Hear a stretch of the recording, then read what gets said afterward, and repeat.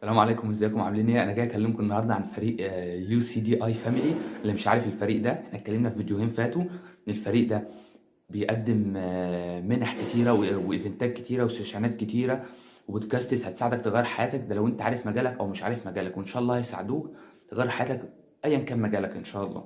ده اول فيديو اتكلمنا عنه عن الفريق ده، وهسيب اللينك بتاع الواتس بتاعهم بتاع القناه ده. هو لينك واتس هيساعدوك، بينزلوا عليه المنح كلها، هسيبه في الوصف. تاني فيديو اتكلمنا عنه التطوع، ايا كان التطوع اللي انت عايزه في مصر او بره مصر هيساعدوك، وبتطوع ان شاء الله بشهادات معتمده قويه هتساعدك تخش في اي منحه. يعني اي منحه ان شاء الله. ده وهسيب اللينك بتاع الواتس بتاع التطوع في الوصف.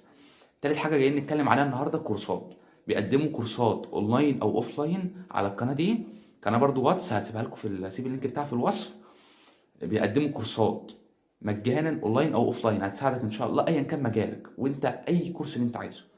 تاني حاجة بيقدموا تدريب في أي شركة أنت عايزها، مش عايزها يعني مثلا أي مجال أنت عايزه يقول لك مثلا في الشركة دي عايزة، تقوم أنت مقدم. تالت حاجة بيعملوا كامبات، بيروحوا يتجمعوا فيها كده. زي اللي مش عارف، الكامبات دي بتبقى خيم مثلا في مكان معين وبيتفقوا عليها.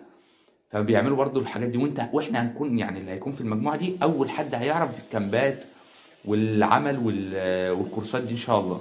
فالحق قدم. وهسيب اللينك بتاع الوصف بتاع القناه بتاعت المنح والبودكاستس والبرامج والحاجات دي، وبتاعت التطوع وبتاعت الكورسات في الوصف.